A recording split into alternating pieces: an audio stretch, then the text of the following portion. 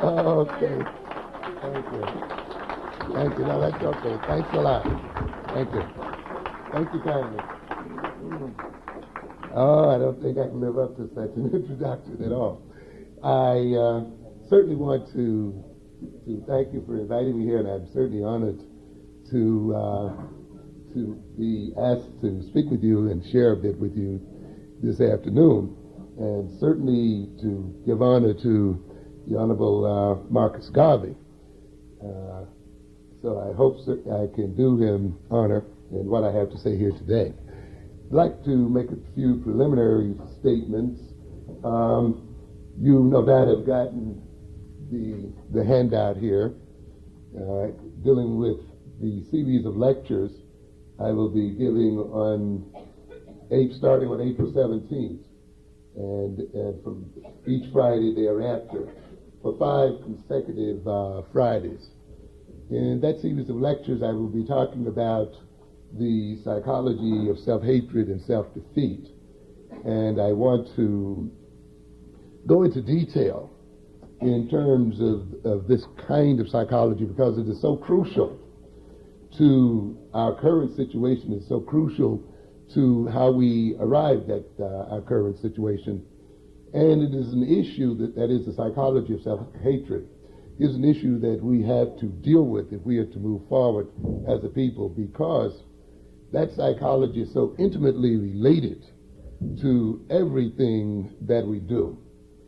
So some of you heard some introductory statements about it on LIB radio, and some of you perhaps heard the show on National Black Network.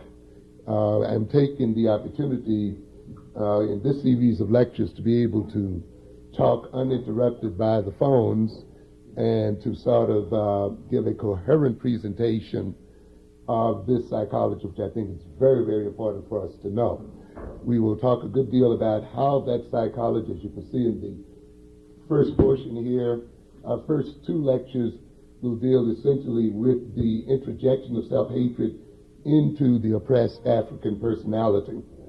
Just how does this psychology of self-hatred work, and how was it induced into the African mind, and how does it operate in the African psyche? What are the particular techniques that were used by our oppressors to bring about this psychology? So we will talk about it in technical detail. The lectures will be somewhat didactic in the sense that we really want to discuss thoroughly the psychology of the inducement of self-hatred so that we can get into some form of self-understanding. And of course, so that once we learn the techniques, we can arrive at methods for overcoming the psychology as such. I'd also, of course, like to take this opportunity to sort of plug my business over there, 215 West 125th Street, the Harlem Graphic Arts Center, which some of you, of course, are familiar with. You've come by to see us over there.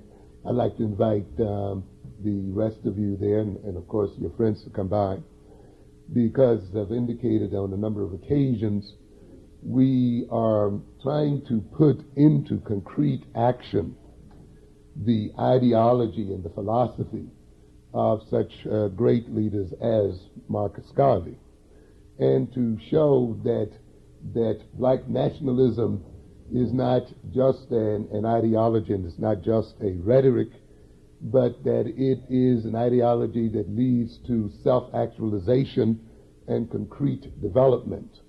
We want to show then that what we are about philosophically and ideologically shows itself in concrete construction and development.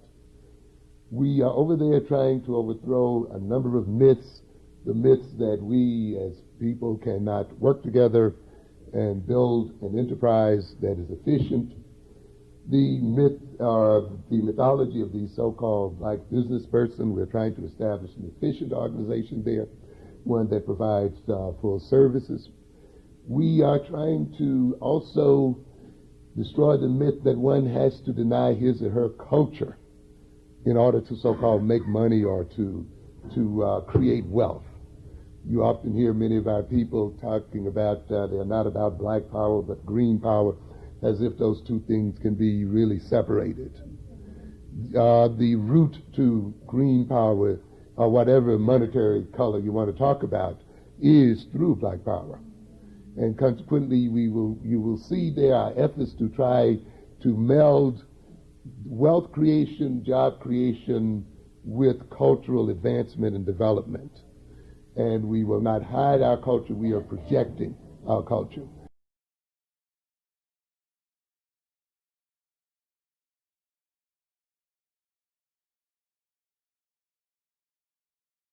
We recognize that European culture has been projected not through lectures, but through commercial activities, through trade, through economic development.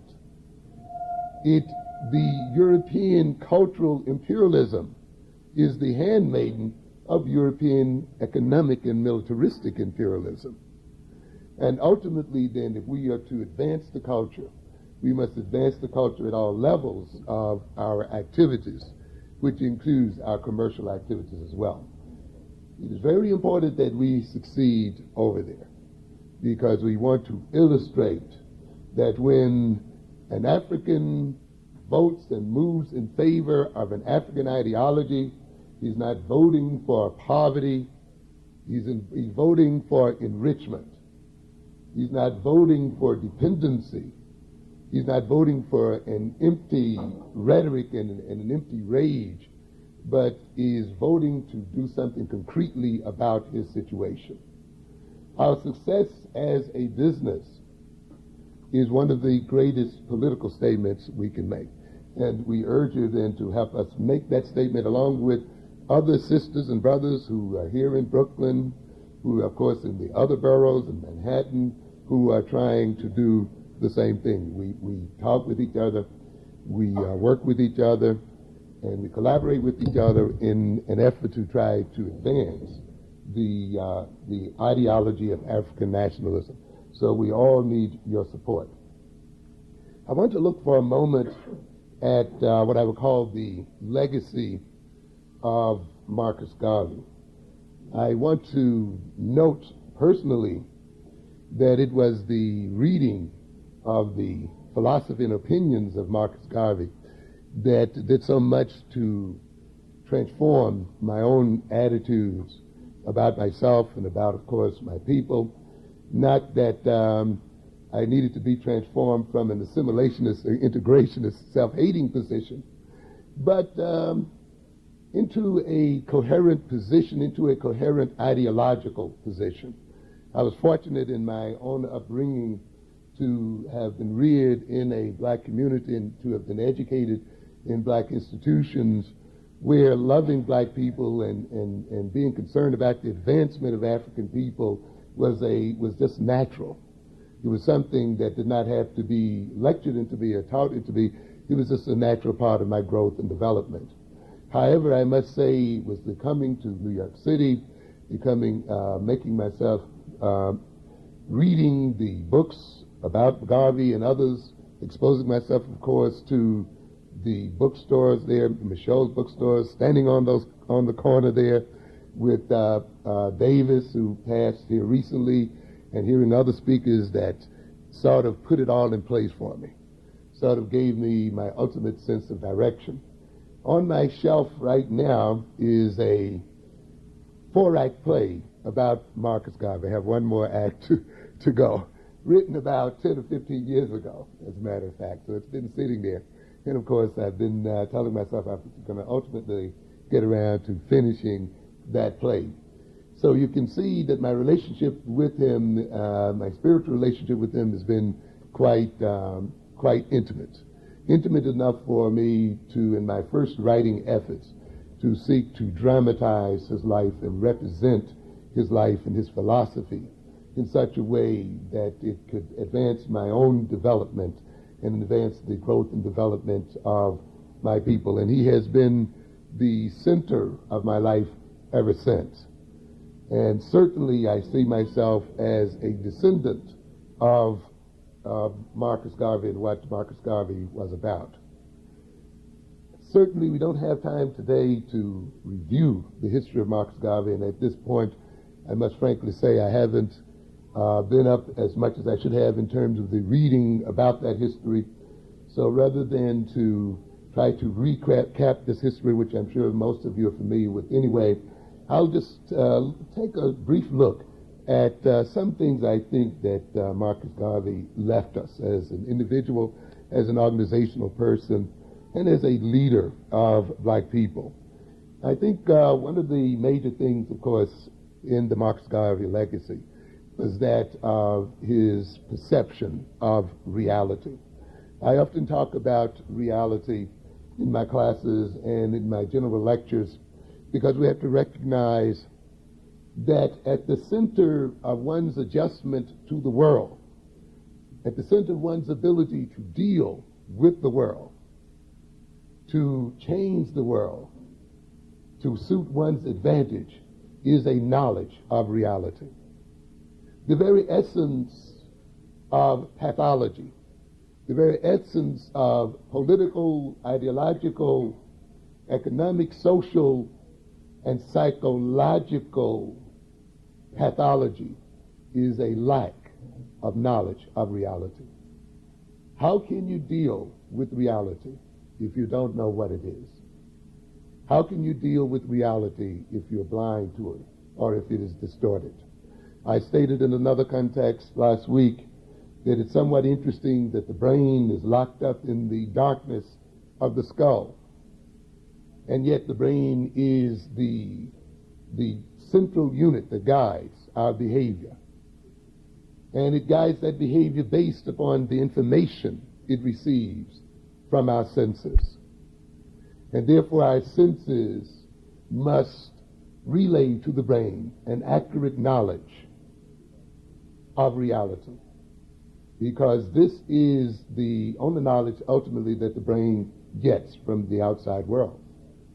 And the brain, using its innate capacities, its reasoning capacities, its comparative capacities, its basic knowledge and its memory and experience, uses the information given to it by the senses to determine how the person is going to deal with reality and cope with reality, how the individual is going to shape reality to his own purposes. And therefore, if that information is distorted, then the brain determines behavior on that distorted information and the individual is maladjusted. This is the case then with the people. It is necessary for a people, if they are coping with reality, and if they are trying to advance themselves, to know that reality. And they need censors and people who can tell what that reality is, who can inform them as to the nature of that reality, so that the decisions that the group must make in determining how it will behave and how it will shape its destiny can be based on the real and not the unreal. And in Marcus Garvey, then, I see this great censor, this great seer, who informed us of the real world in which we existed. Not of a dream world, not of a world of wishful thinking, not a world distorted by hope, but a world that was seen as it is. A world that was sometimes brutally projected to us as people so that we could use that knowledge to advance our interests as such. And this is a legacy from Garvey that we must continue. Regardless of our pain, regardless of our discouragement, regardless as to what may be going on, we must be determined to look reality in the face and to use that reality as a base and foundation of our behavior.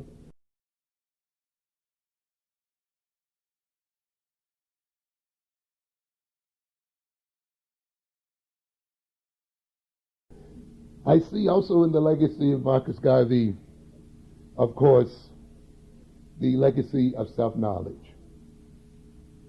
Teachers and wise men and women from eons past have indicated that the foundations of sanity and the foundations of wisdom lie on and rest on a knowledge of self, knowing self.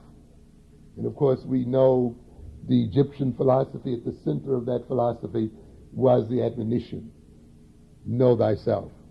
That is the essence of wisdom.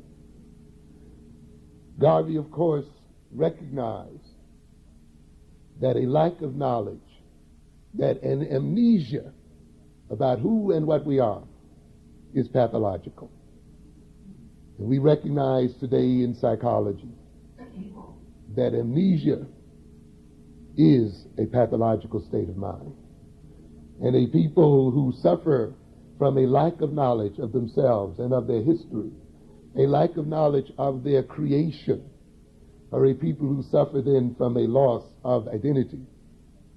We recognize, as Garvey recognized, that this lack of self-knowledge was deliberately induced into the mind and psyche of black people.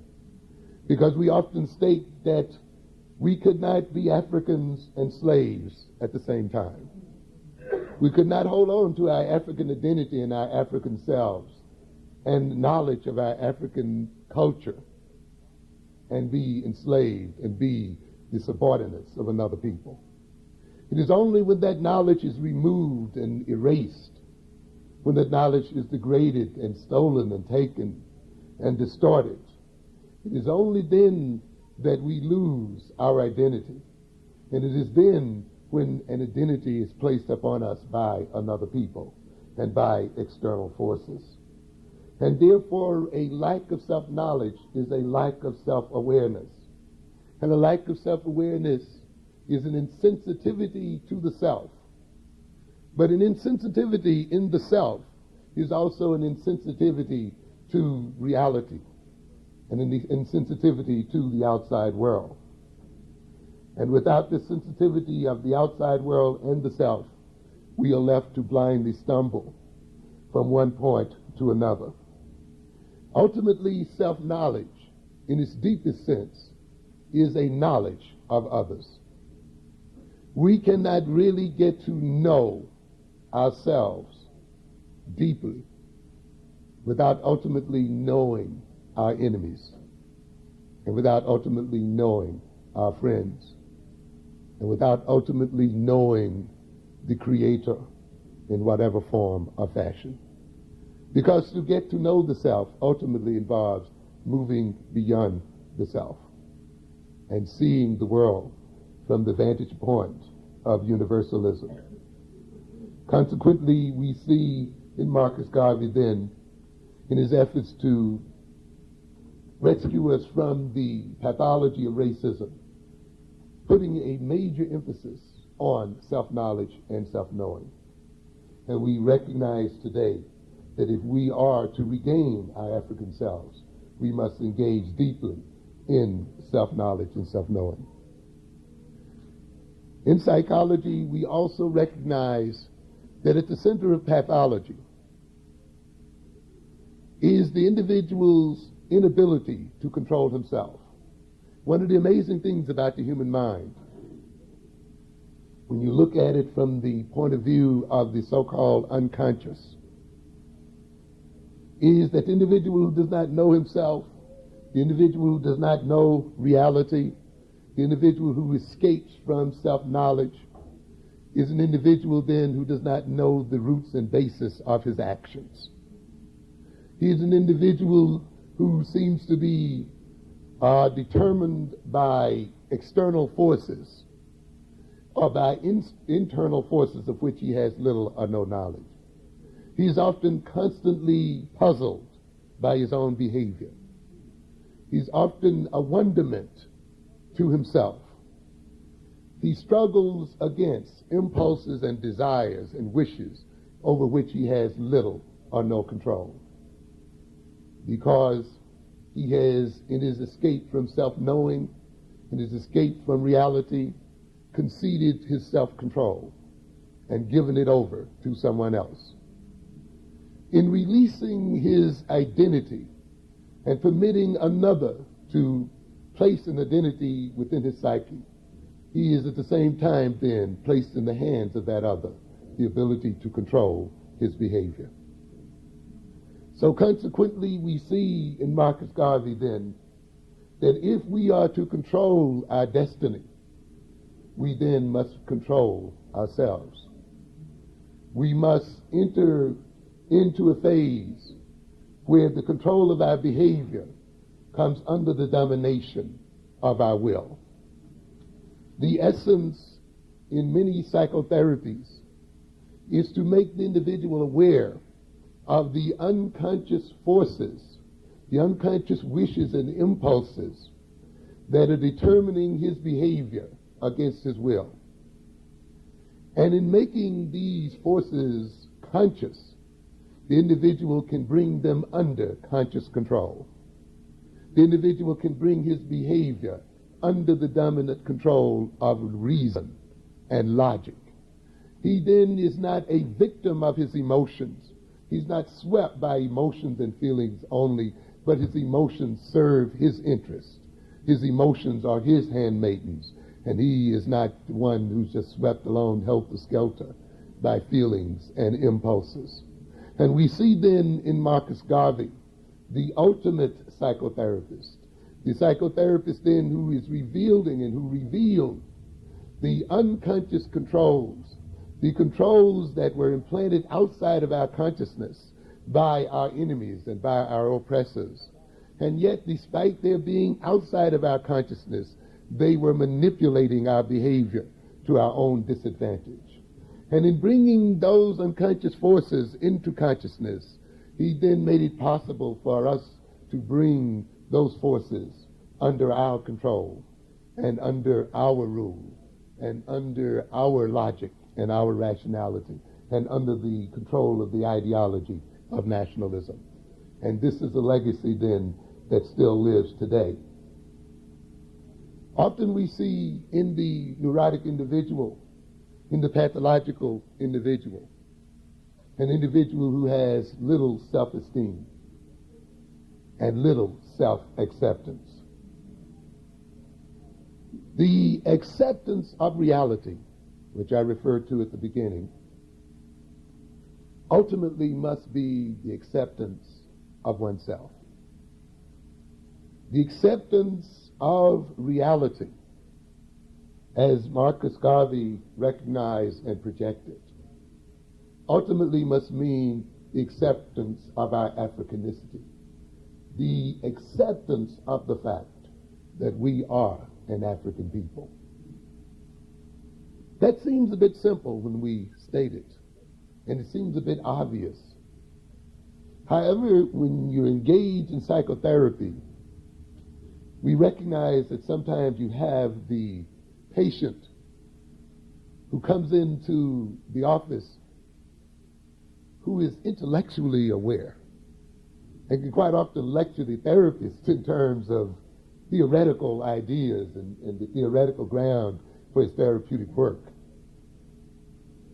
but who has not recognized and not confronted himself emotionally, who is not really in his heart accepted what he knows. So what I'm saying here, while we may recognize superficially and intellectually that it is important that we accept the reality of our Africanicity, we must recognize deeply in our hearts, in the very bottoms of our psyches, our Africanicity. To a good extent, a lot of the pathology of the African people today is this vain hope that somehow we will be able to escape our African heritage. That somehow the white man will become colorblind and will not see us for who and what we are. That somehow we will be looked upon as some kind of abstraction, as just a man, not as an African man, not as a black man, but as a man, as a human being only, without culture, without recognition, without identity. And too many of us want to shed our Africanicity for this kind of bogus, abstract existence, which is no existence at all, which is the ultimate acceptance of invisibility. We must recognize that we are an African people and we will be an African people to the end of time, and we must accept all that goes with that.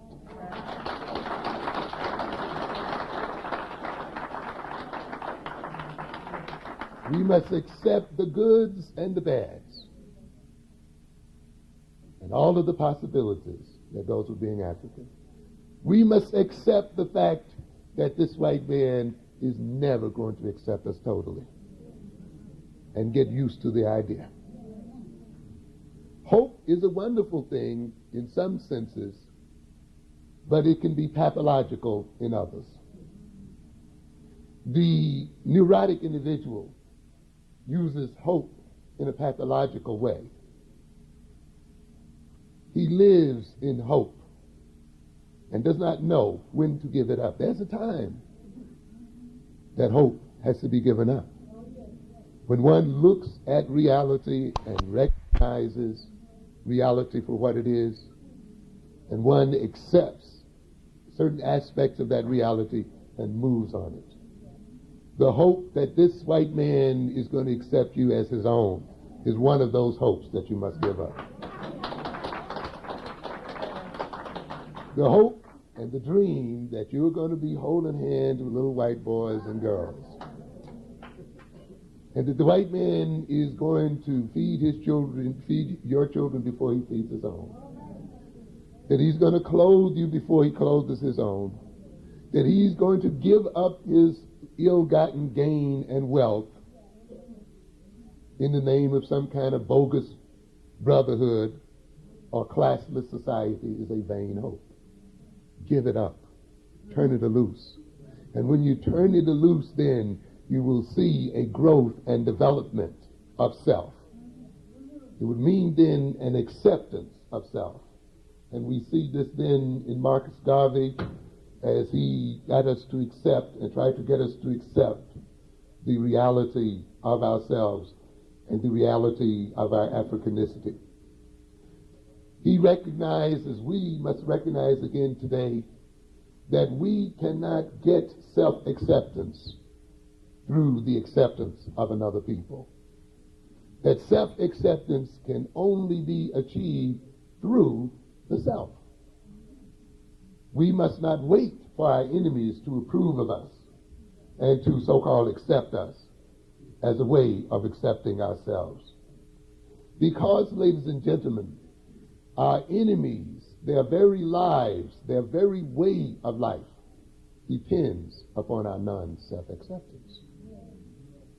And if the foundation of their very culture and the foundation of their very economics and social system and political system is one that is founded upon the subordination of black people, then you must recognize that they are not going to give that up. For it would be like giving up their very lives and their very existence itself. And therefore, for us to wait around in the vain hope that through their acceptance we'll come to accept ourselves is to wait for nothing, because we will gain nothing as a result of this kind of illusion. And we see then in Marcus Garvey and in his legacy a confrontation with self-acceptance and what all and all that implies. He helped us to accept ourselves, of course, through a study of our history and in a study of our past. But as I will emphasize a bit later on, we will see that he did not get stuck in history, that he was very much in the present and very much into the future. He recognized, as we must recognize today, ladies and gentlemen, that we cannot advance the interests of our people through the imitation of our oppressors. Sort of reminds me of that movie, Imitation of Life. Assuming that the oppressor represents life. And of course, one of the things that we must recognize is that our oppressor represents death. That our oppressor is deadly. One of the things that impressed me most when I went to graduate school and really had my first real contact with the white education establishment. And one day I was leaving the university and I could just kept repeating to myself, these people are dead. You know? they're dead. There's death around them somewhere. And which is the reason why they are deadly as a people. And the reason why every advancement in knowledge for them is an advancement in the knowledge of destruction. And every advancement in knowledge is an advancement in the ability to kill and destroy the earth, and to kill and destroy nature, and to kill and destroy others, and to rape and rob the earth of its wealth and of its people and of its life forms. So deadly until now they are having great difficulty even reproducing themselves. At the very center of their lives is death and destruction. We cannot imitate a people who are our oppressors, and we have this kind of silliness that goes on in the system today. You're going to complain on one hand about these racist people, about how they enslaved us, but how they exploited us, how they discriminate against us, and how they do this and how they do that, and then turn right around and see their behavior as something to be emulated, and to see their behavior as something to be imitated. Ladies and gentlemen, if you imitate your oppressor, if you identify with your oppressor, then since your oppressor treats us with disdain and degradation, and treats us with destructive impulses and desires, then will not the imitation of this oppressor mean that we will engage also in self-destruction and in self-degradation? If we behave the way our oppressor behaved, then won't we also engage in self-oppression? If we think the way our oppressor thinks, then won't we think about ourselves the way the oppressor thinks about us? If we talk the way our oppressor talks, then won't we curse ourselves the way the oppressor curses us? And when we ride these subways day in and day out, and we look at the behavior of our peoples in these communities, we can see a people imitating their oppressor. And in imitating their oppressors, they perform the work of the oppressor in terms of self-destruction and self-abnegation. Imitation of the oppressor then is equivalent to the treatment of the self and one's fellows as the oppressor would treat us. It is equal to the treatment of the self and the group in a destructive manner. It equals the lack of self-respect and respect for the group, since the oppressor lacks respect for us as individuals and as a group. If our oppressors exploit us, then the imitation of our oppressor means self-exploitation. So consequently, you see in the legacy of Marcus Garvey a moving away from the imitation of our oppressors and a moving toward the identification with all that is African. Marcus Garvey, of course, recognized as well that we must, as people, love one another.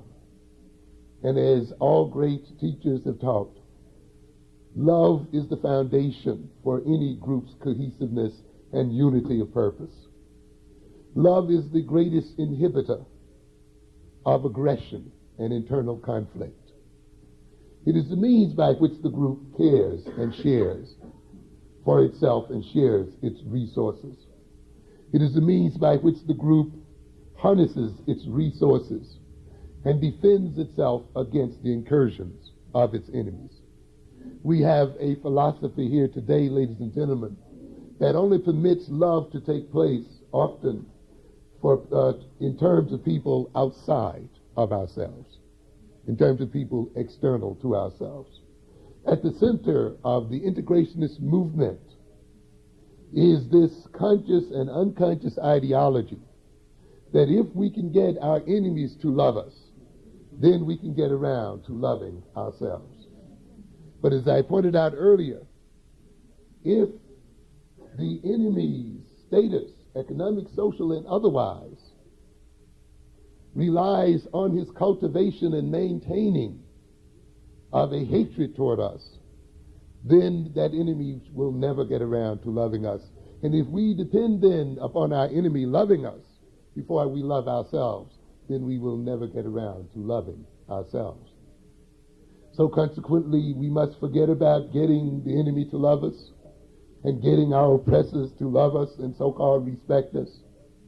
We must go directly and speak directly to our hearts and to our minds and love ourselves and love one another, because it is through that love that we advance our interest.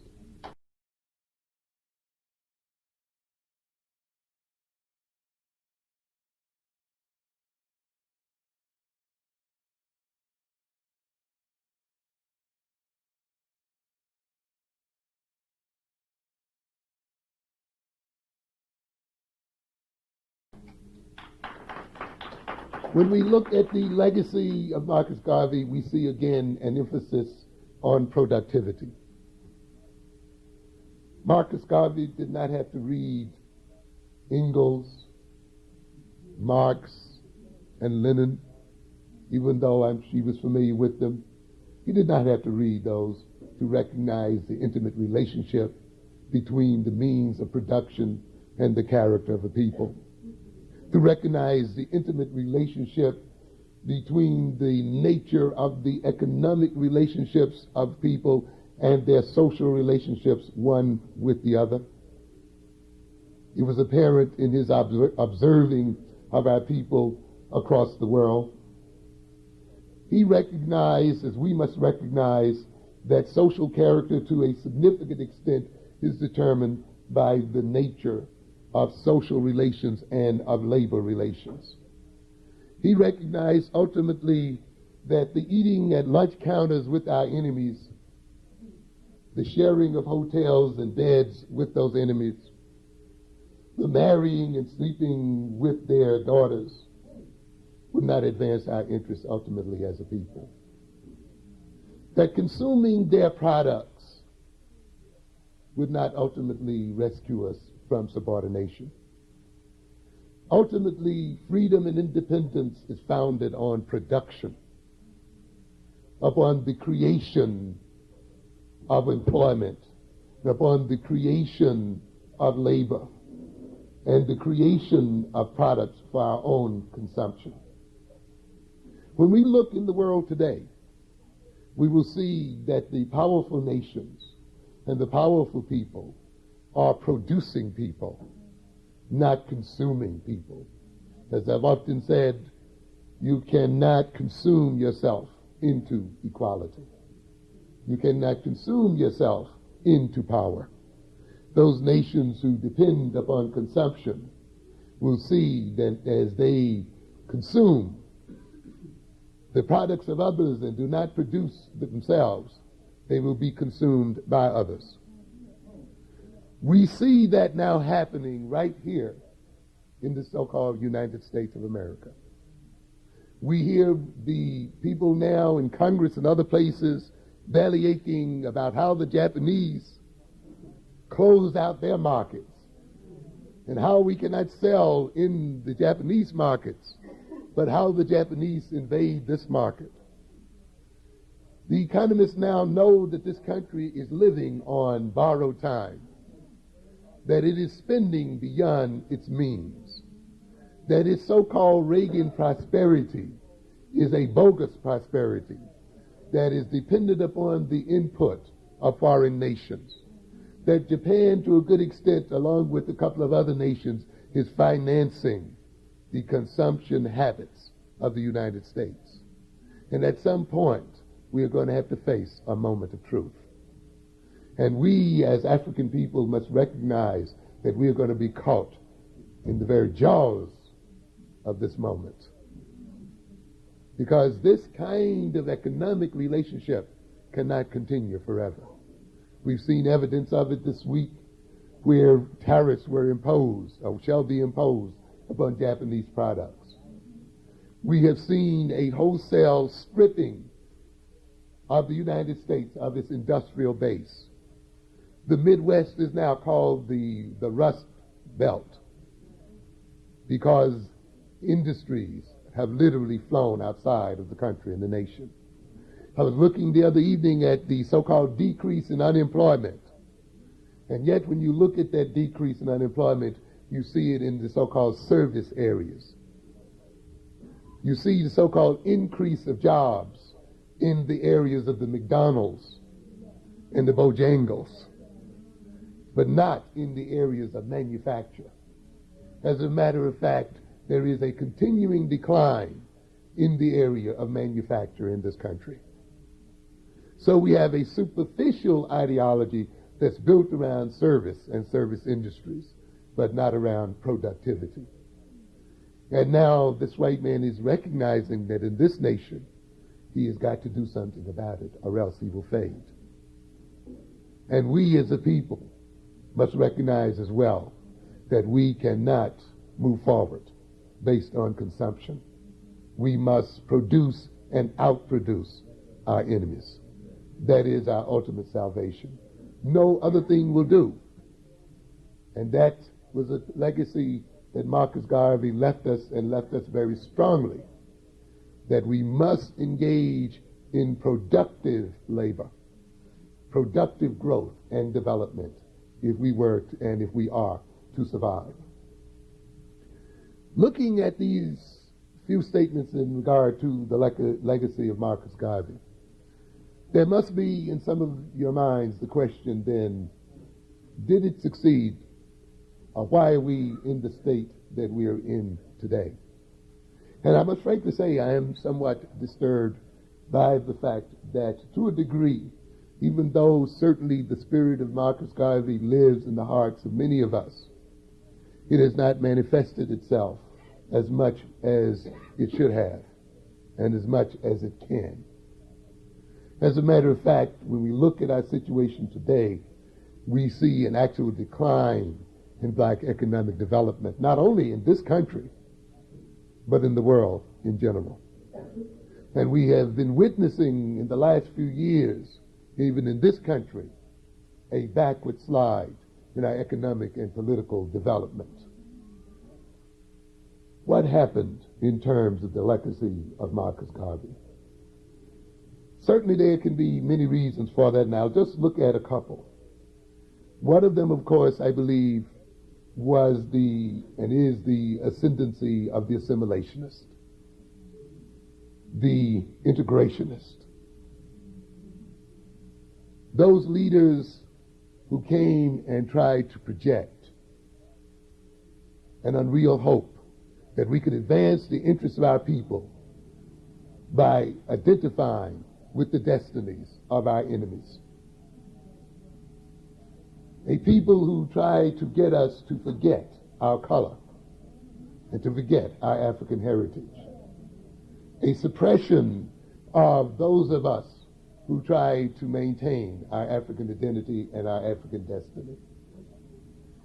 When you couple that kind of leadership with a few concessions by the establishment, with a type of prosperity, economic prosperity, that made an appearance in the 50s and maintained itself through the 60s, you had a combination then that worked against the interests of the nationalist organizations and the nationalist ideology. We saw a national and neo-colonialist leadership that fell for the delusions of the so-called establishment in the system, and has misled the people into thinking then that their ultimate salvation is that of identifying and becoming one with their oppressors. It is the result of a leadership that has tried to get us to accept the reality of our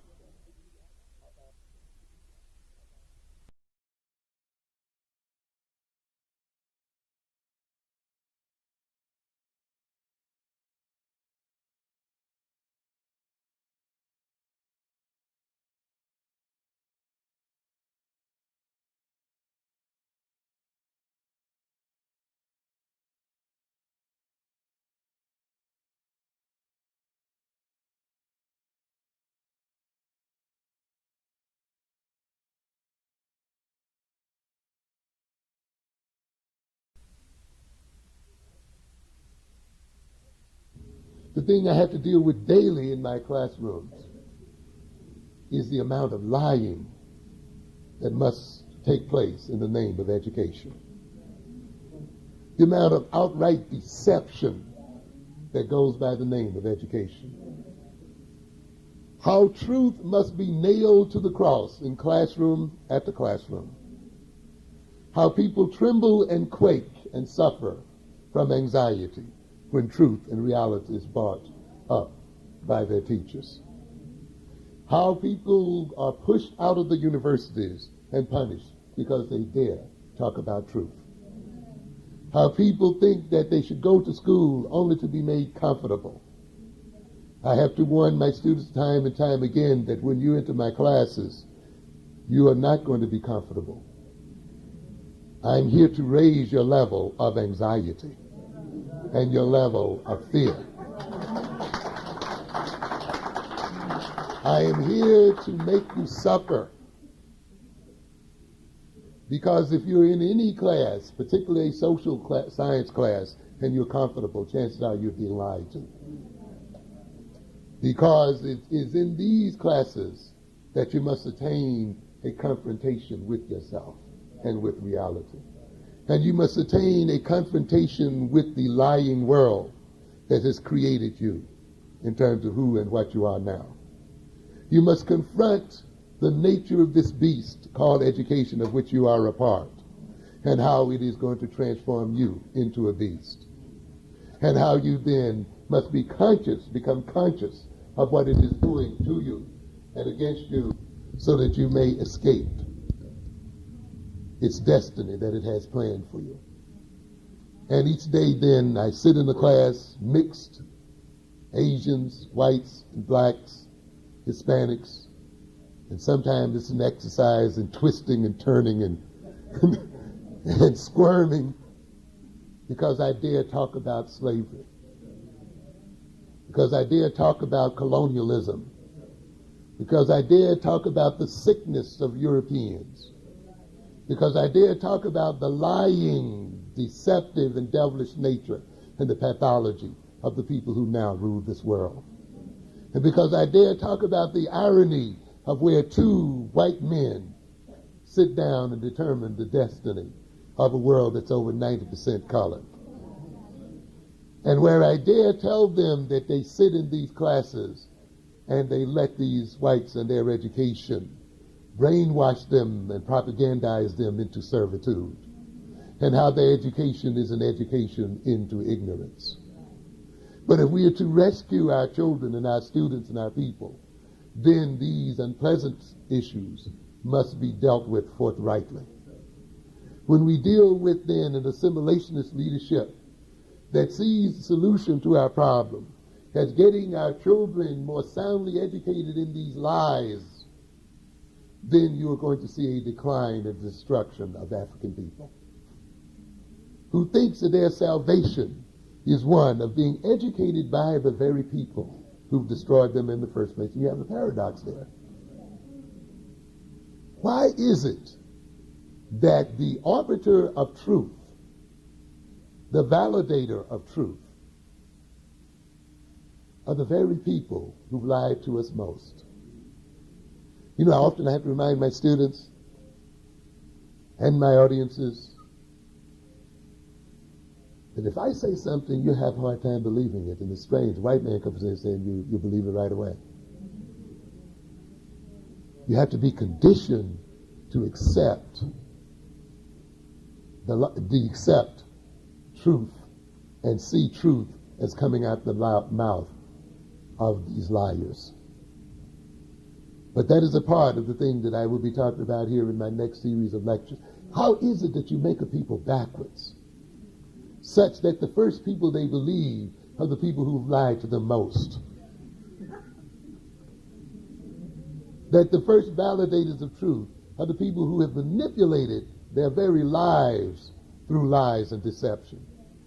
I've indicated time and time again how you cannot have this 10% of the world's population ruling over the other 90% unless that 10% keeps the 90% out of its mind. He can only achieve its dominance over the other 90% through deception. The very essence of the identity of Satan, the devil, is that he is a deceiver. The very source of his power, the very foundation of his bringing mankind down and destroying of mankind was through the lie and through deception. And we must recognize then that the white man's rule depends upon ongoing deception and lies. And ultimately then we cannot see him as the foundation and the basis of truth. And ultimately then we cannot let him be the educator of our children. And ultimately we cannot let the reality that he projects become our reality. For he is sick of mind and sick of heart. He is deceived by his own lies. And therefore the reality he projects must be a lying reality. He suffers and he is deadly. How can we not suffer and die if we accept what he sees as real and unreal? And those leaders then who seek to tell us that we can only rescue ourselves through accepting the identity of the white man and to accepting the so-called reality of the white man are leaders who will lead us only to our peril and to our death. And we must recognize that if we were to live, we have to remove these kinds of leaders. And one of the reasons for the condition that we are in today then is that of a leadership that has not yet decided that it will determine a new reality and develop an Afrocentric reality, one that is suitable to the advancement and development of black people. We have a leadership that has thrown away and rejected self-knowing to a knowing of the enemy. We have people who have a pride in the fact that they know more about the enemy, about the history of their enemies, than they know about themselves, who have a pride in getting degrees in the history of their enemies and knowing nothing about who and what they are as a people. We have a leadership then that made us think that knowledge of self was not important, that knowledge only of our oppressors was the only important knowledge, and that knowledge of who and what he was and about is the only knowledge of importance. And therefore, the more knowledge and the more education these leaders gained in the Eurocentric sense, and the more knowledge and education they gained in terms of the knowledge of the oppressor, the more ignorant they became of themselves. And a people who are ignorant of themselves are a people, too, who are headed for disaster.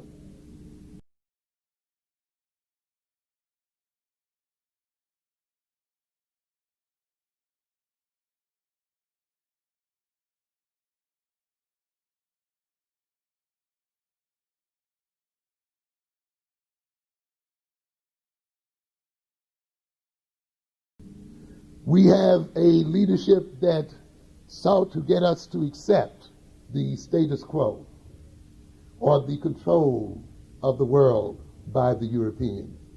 You hear some of us saying, well, it's the white man's world, so we may as well learn how to, live in it or get along with it.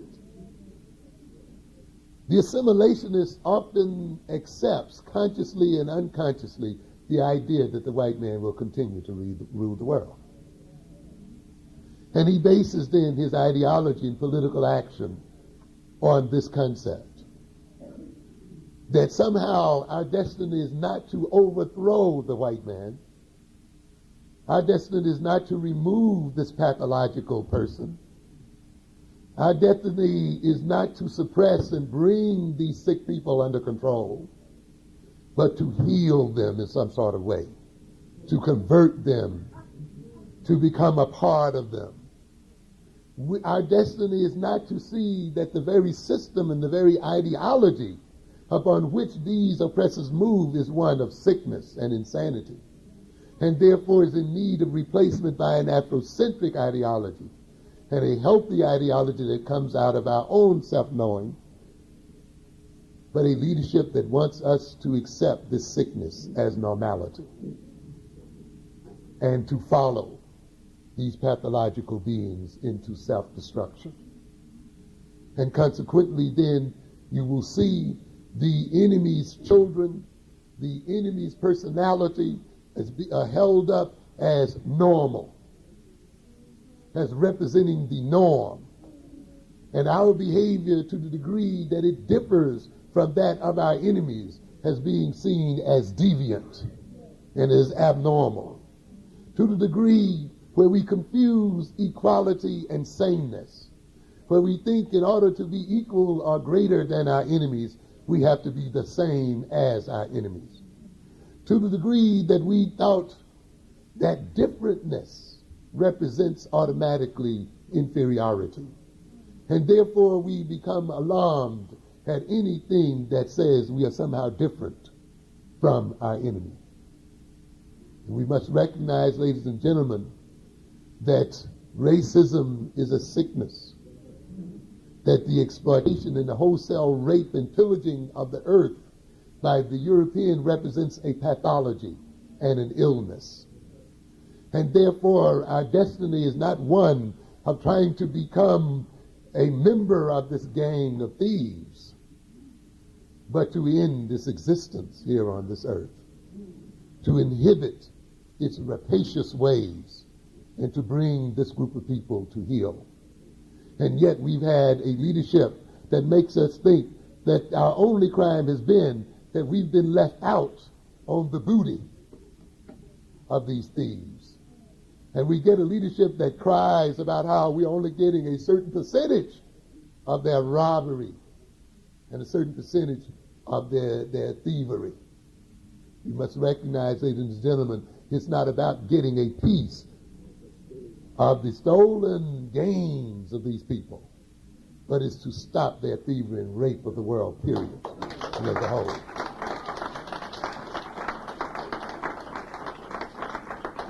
So it is not about being left out of the mainstream, ladies and gentlemen. It is about bringing into being a new world order. We had a leadership, as I implied in our first statement, and I'm still talking about how we moved away from this Garveyism, that in its ascendance could not love itself except that it was loved by whites. To a good extent, the assimilationist ideology was one, as represented in their Supreme Court struggles, that said that black children could not love themselves until they were loved by white children. That the self-hatred that was found in black people was the result of the fact that their masters did not love them. That the lack of self-respect was the result that we were not respected by our oppressors. And therefore, we put our children into school with them very early in life, that they might then get a chance to see that we are really human, that we were just like they, and that then they could come and accept us as they accept themselves. And if they come to accept us as they accept themselves, then we would come to accept ourselves. A very curious kind of ideology and psychology that lays the basis of self-acceptance on the acceptance of our enemies. And therefore, we've been waiting for these last 100 or 200 years for our enemies to love us, for our enemies to accept us, so that we can get around to accepting ourselves. But often I ask the question, what if they never get around to accepting us? What if they never get around to loving us? A people whose love is based upon external sources, and who must get around themselves through the love of external people, are a people then who are under the control of those external forces and external people. A people who have no will and destiny of their own. A people who ultimately then are reactionary in nature, whose major concern is the attitude of their enemy, who are obsessed, who are compelled to look at their enemy and study their enemy day and night, who make a scholarship of looking at the every move of their enemy and reading the every scintilla of body language of their enemy as a way of determining their own behavior, and therefore never get around to themselves and knowing themselves and accepting and loving themselves. And we've had that kind of leadership. Looking at a minuscule population in the world, a 10% population in the world, as a cue as to how they themselves shall behave. It is a case, then, of the tail wagging the dog, where the small group of people wags the rest of the world, because the dog is obsessed with trying to catch up with his tail. This leadership, then, has robbed us of the Marcus Garvey legacy. We have a leadership, then, that has sold us conspicuous consumption as a way of salvaging our egos, that makes us think that we will be equal to the white man when we can drive the same cars and have the same jobs, when we can sleep in the same beds and buy in the same neighborhoods. A consumer equality. Not an equality of ownership, not a real equality based on wealth. You got a leadership that talks to us about equality of income. And as I've often pointed out before, there is a difference between income and wealth. We will not be equal to the white man when we have an equal income, ladies and gentlemen. Because, you see, you can get an income from a salary, but you can also get an income from the ownership of resources. A man can have $1 million worth of land and get an income of $10,000. And a man can get an income of $10,000 working for someone else. And even though you say they have an equal income, they are not equally wealthy. And so you have a leadership then that has sold us on income equality, but not wealth. That means that that's a leadership that's going to look at income instead of the control of African property, instead of the ownership of African property and the ownership of African wealth. A leadership that looks at the amount of consumption as a gauge of its equality, looks at the degree to which it can consume as much as its master as a basis of equality, and not the degree to which it owns its means of productions and has control over its own inherited wealth. And we've had that kind of leadership, and thus we've seen then African people the world over, in this country and on the continent, give up the very basic wealth of their lands, their own lands, and their very basic real estate to their enemies for a few pennies and for materials that fade away and are corrupt and corruptible. We have a leadership then that is not concerned with developing its own productive capacities, but merely with getting a job and being identified with the productive capacities of others, with literally marrying the enemy and thus trying to achieve the status of the enemy through marriage instead of through strength and power. We have seen then this assimilationist leadership which came to the fore and has pushed back to a degree the nationalist leadership, reigned over then the decline of African peoples the world over.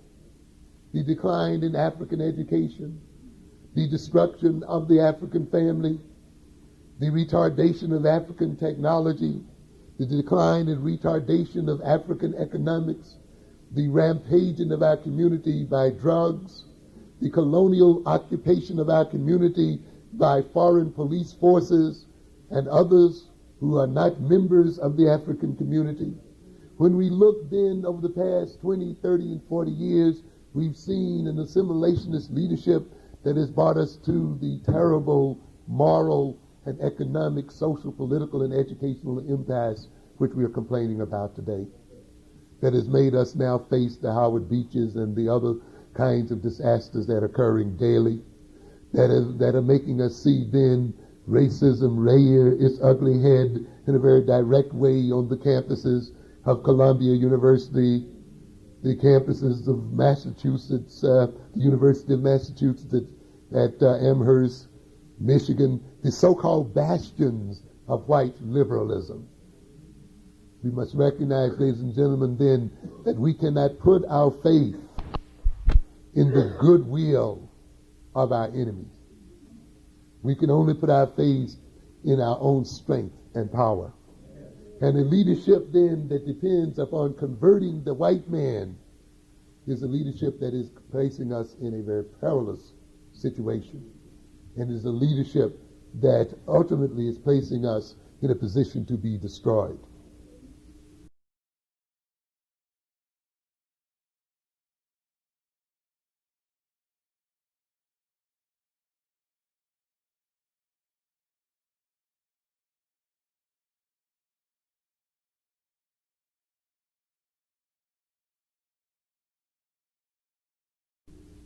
While we may look at the assimilationist leadership, we as black nationalists, as those who carry on the legacy of Marcus Garvey, must also look at ourselves.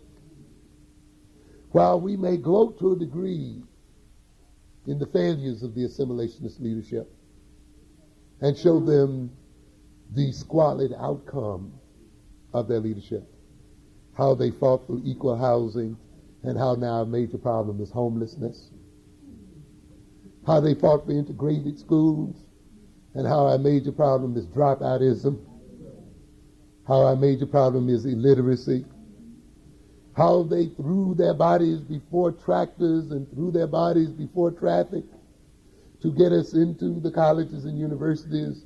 And we find, again, our major problem now is the decline of black students on the university level, the decline of black teachers on college campuses, the decline of black teachers in the schools, period, and the decline of the education of black people as a whole. How they struggle to get a justice on the Supreme Court, and how we face injustice every day in the courts of New York City and the world over. How they struggle to get us to have window dressing jobs, and how our children and people are unemployed in the streets of our cities, and how we are facing the possibility that we may have a 70% or more unemployment among black males in the future. How then we recognize that their faith in the so-called law, a law which is only as good as the people who enforce it, how their faith in redeeming the white man from his pathological racism has shown that this faith is hopeless. We may gloat at that, but we almost also must accept our responsibility too in the decline to a degree of our ability to carry out the Marcus Garvey legacy. And how has that occurred? To a degree, with the rise of assimilationist leadership, I think we also had a simultaneous rise of pseudo-nationalistic leadership. A nationalist rhetoric without a nationalist substance. A people who talk good nationalism, but who do not behave and actualize what that nationalism means. We are now engaged in a struggle between true nationalism and counterfeit nationalism. It is time for us to remove then those counterfeit nationalists who are also, in a certain subtle sort of way, the partners of the assimilationists.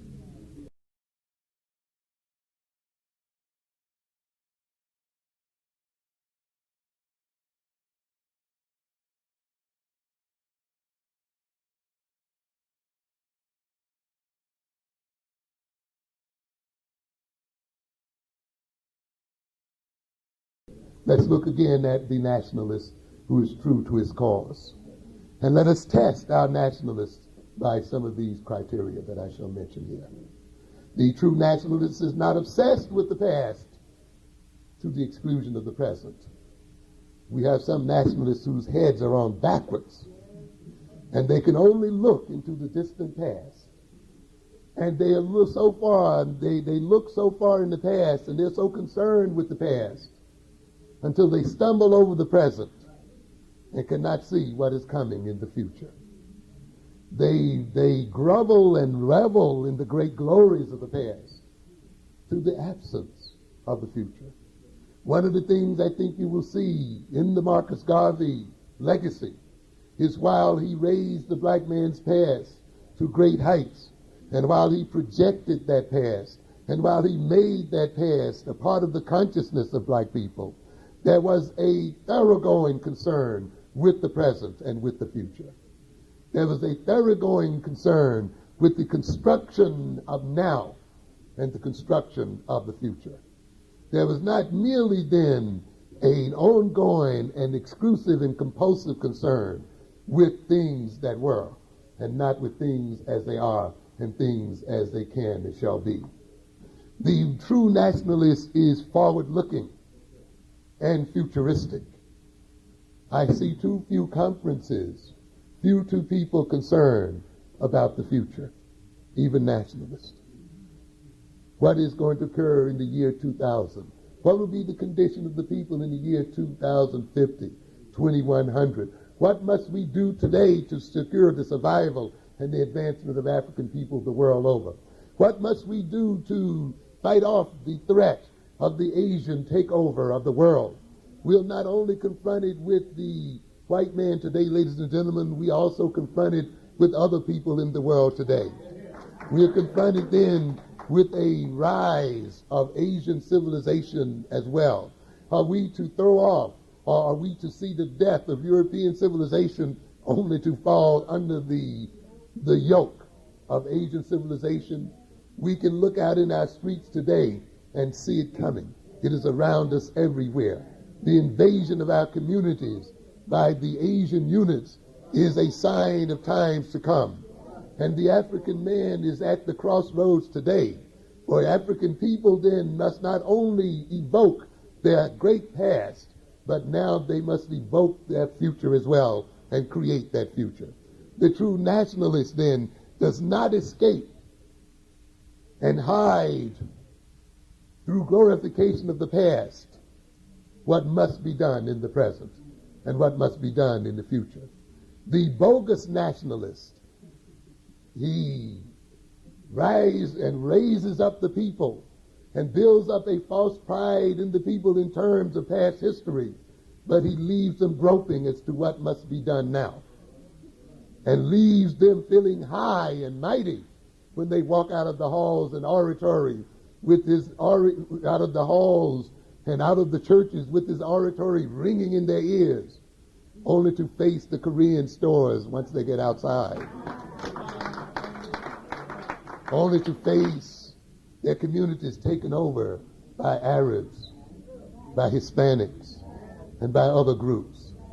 And with that ringing oratory and rhetoric, they must face the reality that while the knowledge of history is wonderful and is great and it is a necessary part of our resurrection of people, it is not going to be our sole basis of salvation.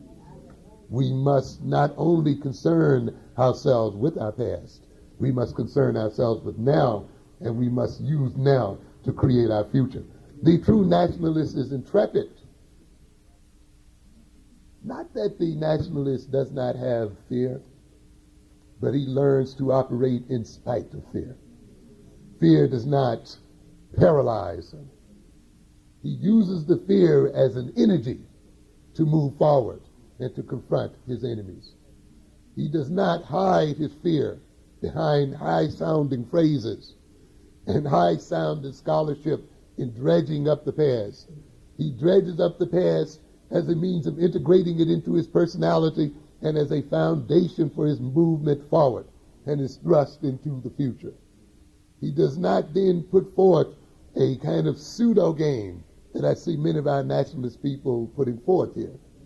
A people who sort of participate with the establishment, who sort of arouse the revolutionary fervor of their audiences, but when you stop and think about it, have left you with no real tools and techniques for dealing with our current problems.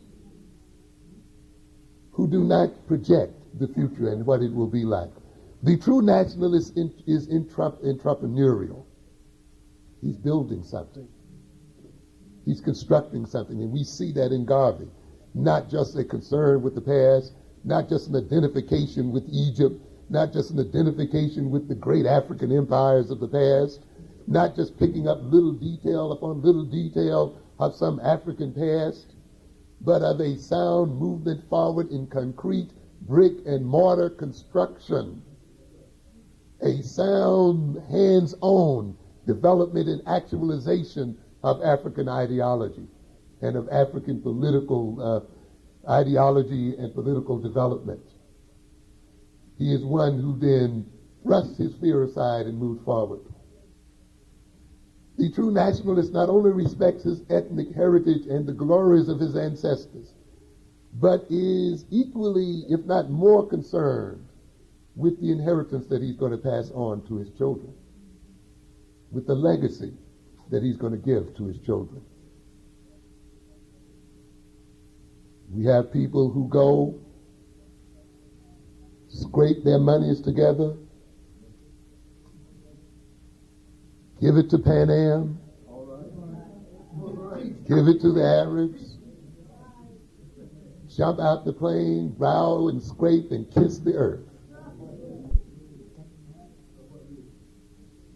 just to salve their own wounded ego.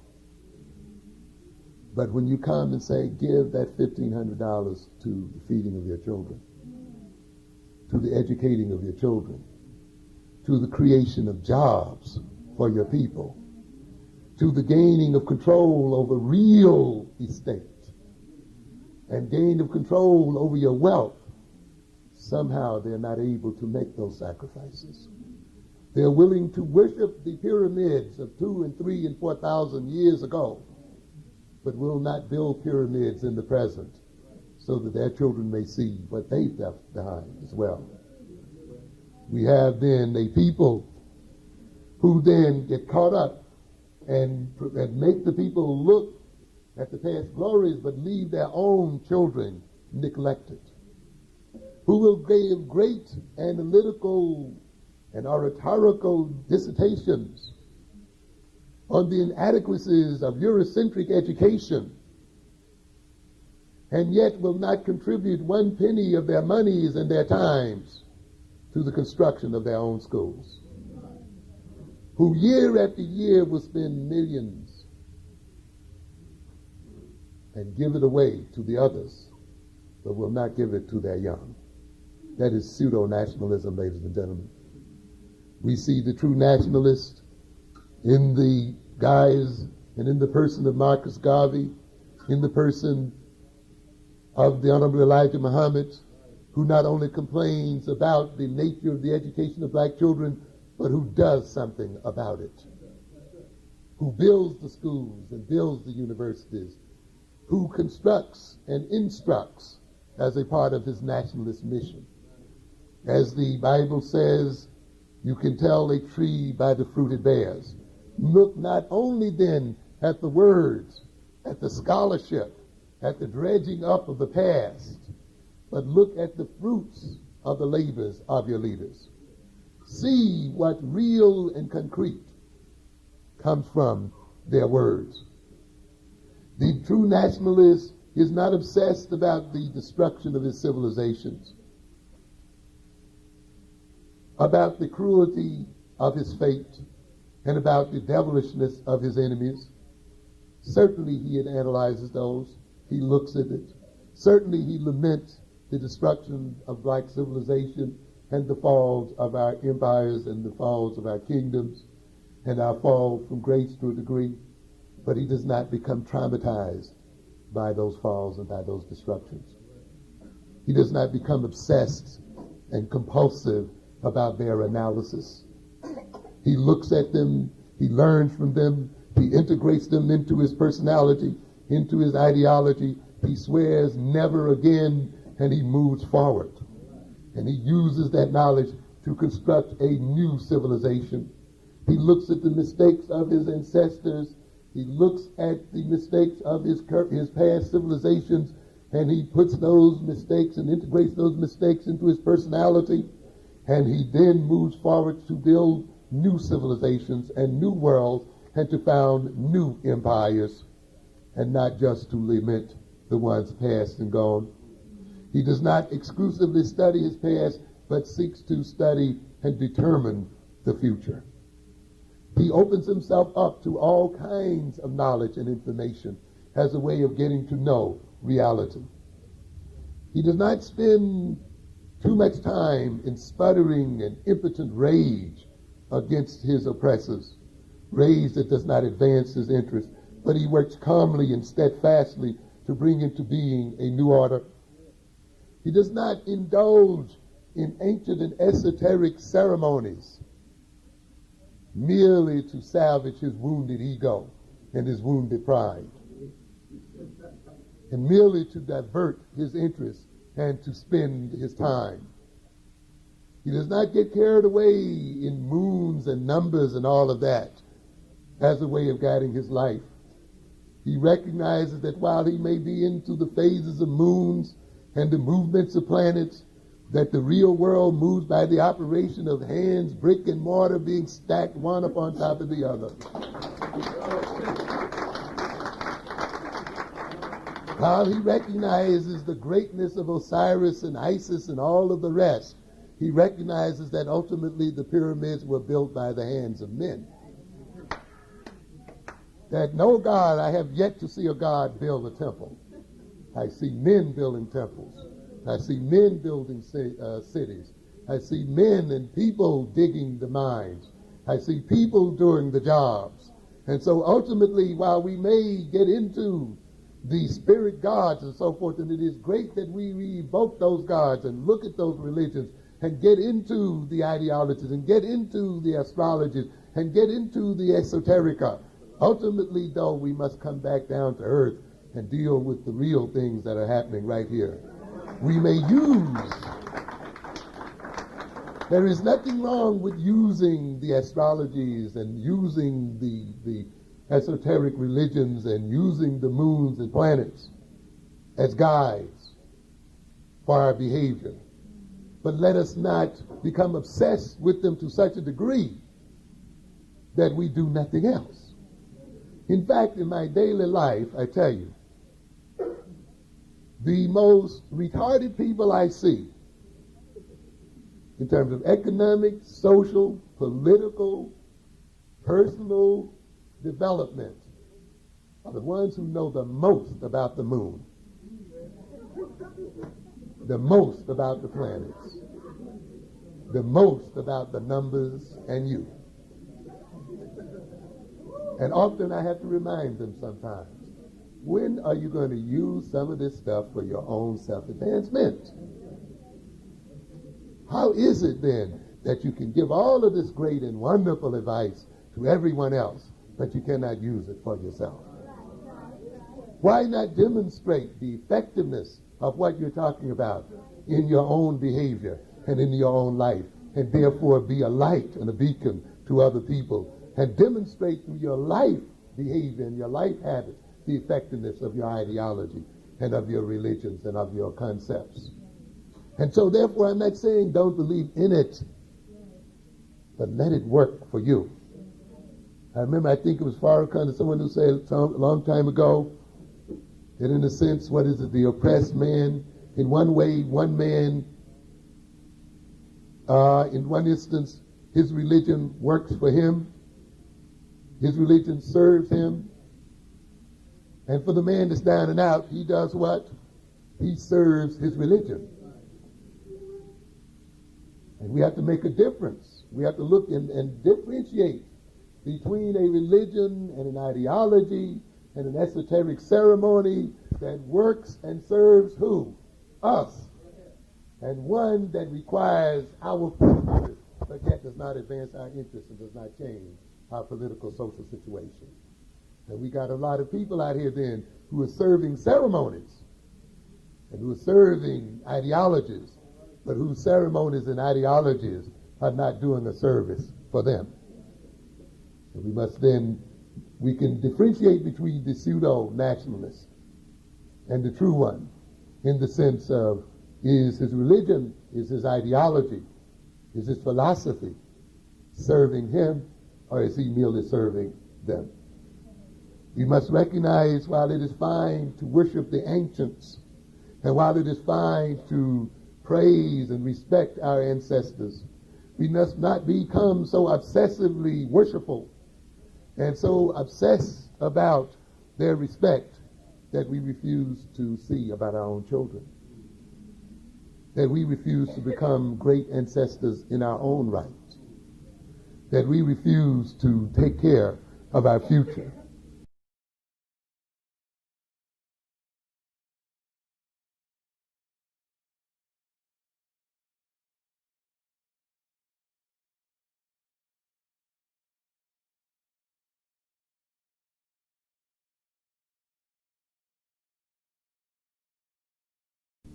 One of the things that you can look at, if you want to look at Asian civilization and look at the movement of the Asian today, if you study a bit of Asian culture, you will recognize that at the center of Asian culture is so-called ancestor worship, is great respect toward the ancestors.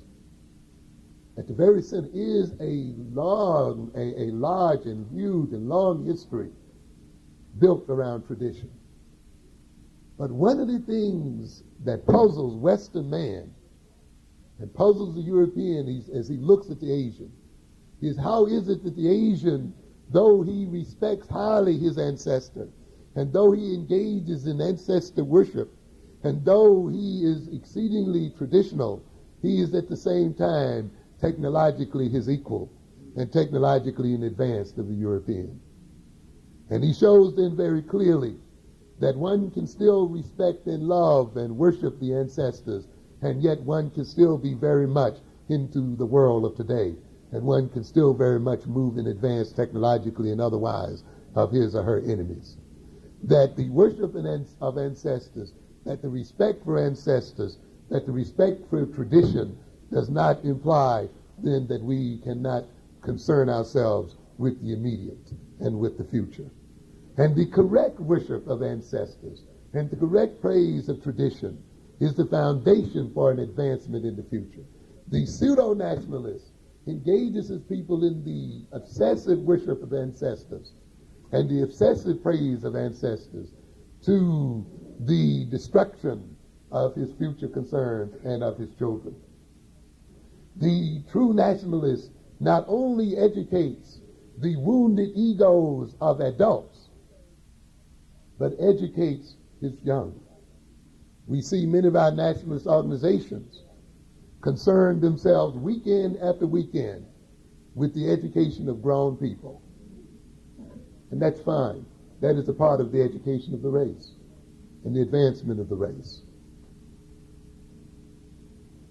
But we must recognize that we have to educate our young as well, and that the true survival of the race must couple the education of the parents with the education of the children. And nationalist organizations that concern themselves almost exclusively with the education of the adult and not the education of children is a nationalism that is incomplete. That is why you see in Marcus Garvey, you see in Elijah Muhammad, an equal education of the adult and of the children, an education of the family as a whole, and an education of individuals as well. Because a true nationalist knows that he must educate, as the word nationalism implies, what? The nation and everyone in it. When you see a nationalist organization only educating its adults, you may get a clue that you have an organization that may not be so concerned with the educating of people, but a people who are dealing in a compensatory way with their hurt pride. People who are more concerned with salvaging their own ego pains than with really advancing the interests of their people. Because it is these people then who will spend tons of money upon the salvaging of their own ego and yet rob their children of a sound education and sound development. And therefore, the true nationalist sees the education of all as his destiny. The true nationalist recognizes the unity of the relationship between education and building, politics, economics, and religion. He is not just a specialist, but you'll see in the organization of Marcus Garvey, the organization of Elijah Muhammad, not just an organization that is centered around some special concern, just concerned, let us say, with jobs, or just concerned with the legal aspects of black people, or just concerned with education of black people, but an organization that is concerned with all aspects of that have to do with the advancement of black people. As I've often said, in the organization of Marcus Garvey, Elijah Muhammad, you see the advancement of a culture, not just of a political ideology, but of a full culture that concerned itself with reconstruction of the family, with the education of his children, with the development of an economic system, with ultimately the development of a nation and the development of a people.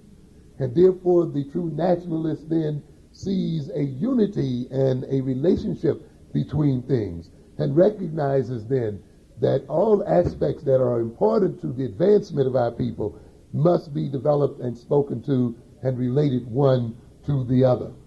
And that there is a unity between then economic development, social development, and psychological development. You just cannot psychologically transform a people through lectures alone, through the teaching of history alone. Those people must be concretely engaged in the gaining of their own freedom, in the construction of their own independence, in the building of their own fate.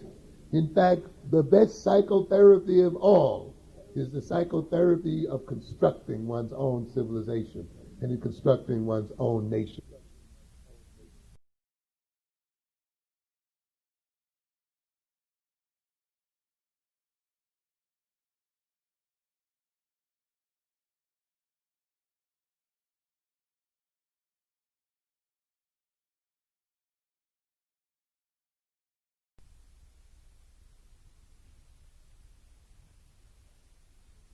The true nationalist recognizes that the necessity of building a national government and a national and an international government as well. That we ultimately must build in this country and the world over a nation and nations of African people. The true nationalist is not afraid to delegate power. You see, we have a lot of people who come into nationalism who bring in their egotistical problems with them. And we have a lot of people who think because a person spouts a nationalist ideology that they've overcome selfishness and greed and self-centeredness and pettiness and overcome ignorance and overcome fear. Not hardly, ladies and gentlemen. Not likely. Because those things still must grow and develop. I often warn people, do not fall for people merely because they project a nationalist ideology. You must look into their soul. You must look at their character and see what the character really has in it. Because it is that that determines your relationship with them and not just the statements of their ideology. Ultimately, if we are to control our destiny, as Marcus Garvey indicated, we must then control ourselves and we must then become self-governing. And a nationalism that is not talking about self-government, that is not talking about nation building, that is not constructing a national network, that is not constructing a national economic system, social and political system, is a false nationalism, ladies and gentlemen. And therefore we've had a leadership often that while it has inspired us with this knowledge of history and knowledge of the past, and inspired us with this daring to curse the white man out, has left us bereft of a nation and bereft of a government and bereft of a structure. The means and the only means by which ultimately we can defend ourselves against our enemies and determine our destiny. Be not then deceived by words. We must then look at deeds. It not only motivates, the true nationalist not only motivates through language and through rhetoric and through oratory, but trains. You cannot train the people with a 2-hour lecture on Saturdays, ladies and gentlemen. You cannot train people with once a month, once a week meetings. You know how to get people talk about, they ask me, why do we do this? Why can't we just do so and so and so? You know, and they throw their hands up in exasperation. Why do we behave in this way or that way? Can't we see? You know, you get this kind of thing here that goes on. Then you get the question, what must we do in order to do so and so and so and so? And of course, often that question is asked with the expectation that some kind of magical formula is going to be handed out. You know, just say abracadabra and things will change, you know. Make a few passes across your heart and, you know, do that and this. It's going to change. It's not that way. You do what every other people have done. What do you think these schools are for out here, ladies and gentlemen? What do you think the colleges are here for? What do you think the various institutes are here for? They're here to train people to behave the way they are expected to behave. You don't leave it to happenstance and circumstance for your people to behave the way they should behave. You train them to behave the way they should behave. That is why you build schools. The European, the Japanese do not ask why don't their children behave this way. They train them to behave this way. They inculcate them, and they send them to school when? Once a week? 2 hours on Saturday? Every day. Throughout the summer. Every evening. That's what school is about. They spend more time with their teachers and with their trainers often than with their parents. This is what you do. If you want your people to behave correctly economically, then you have to educate them economically.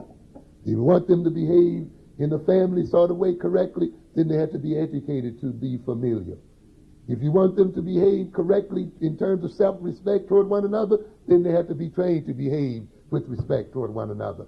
This is not something that comes up by accident. And institutions have to be developed and built so that this training can take place. And the greater part of their time and the time and effort of our children should be dedicated to being trained to acquire the behaviors that we need to advance our interests. But you're not going to get that behavior if you depend upon that behavior being trained into your children by your enemies, by people who need to have ill behavior and maladjusted behavior to maintain their power position in life.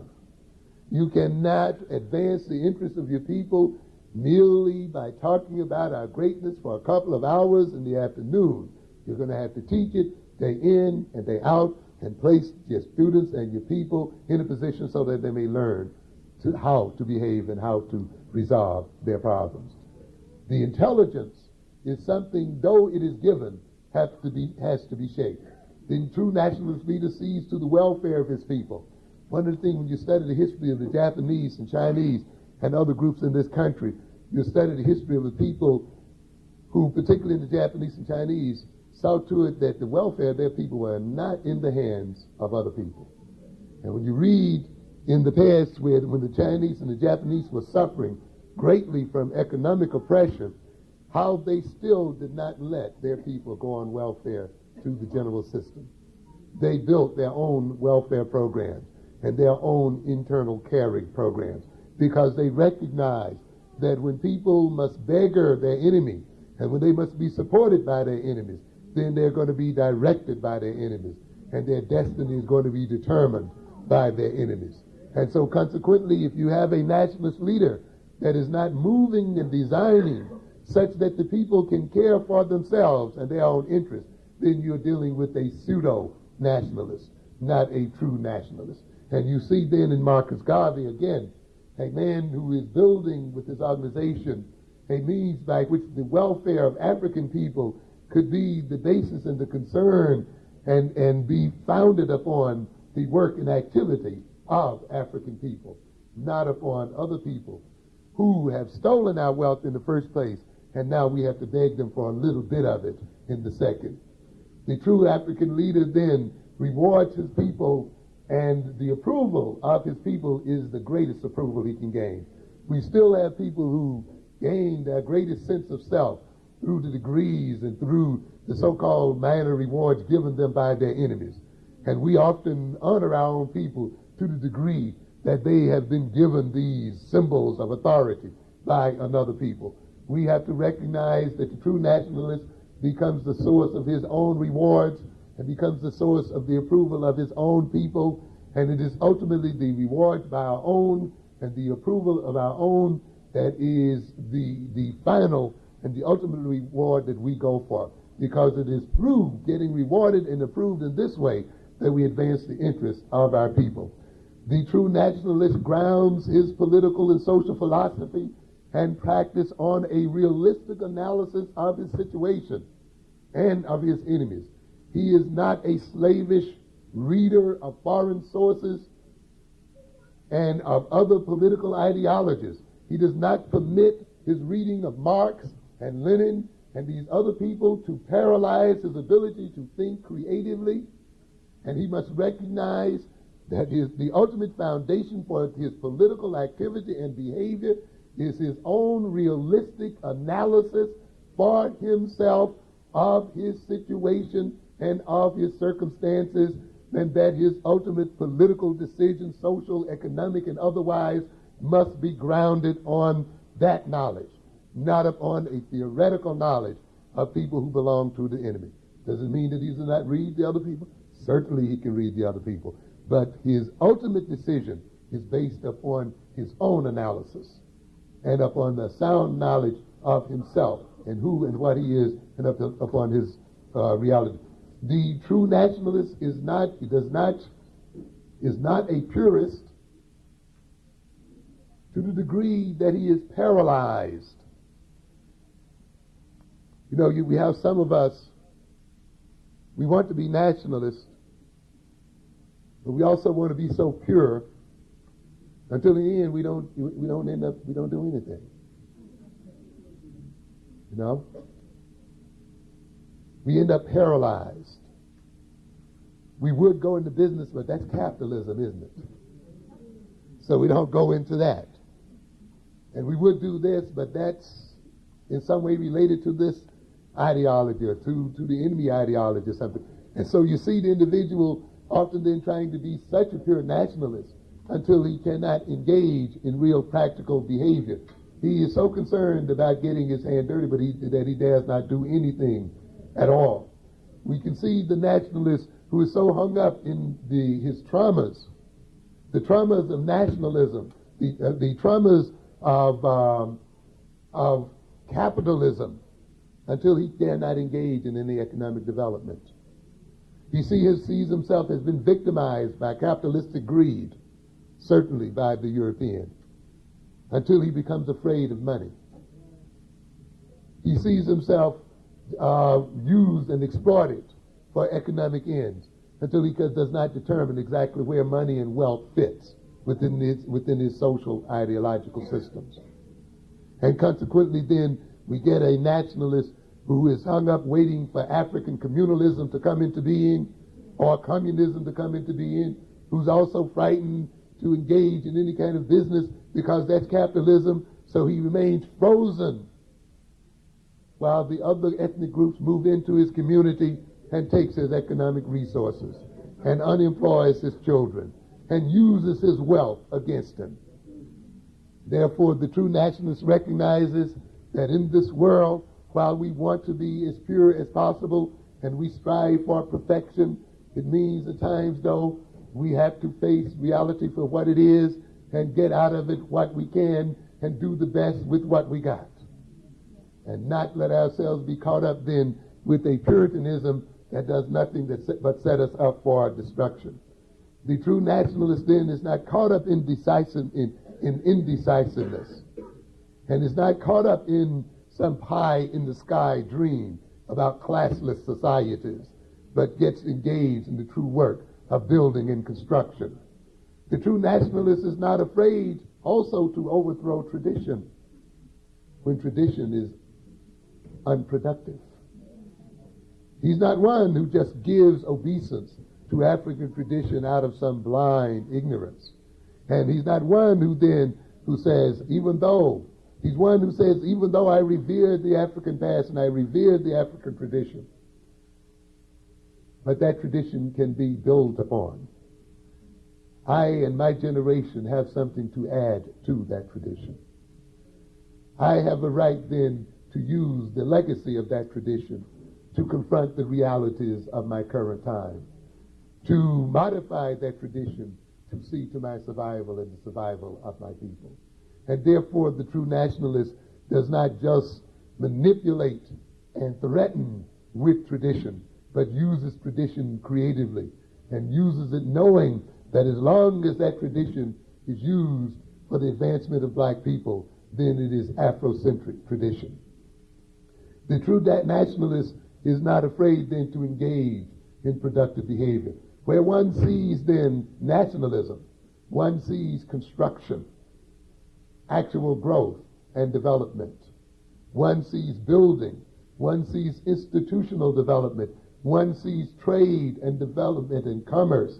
One sees restructuring of values, restructuring of priorities.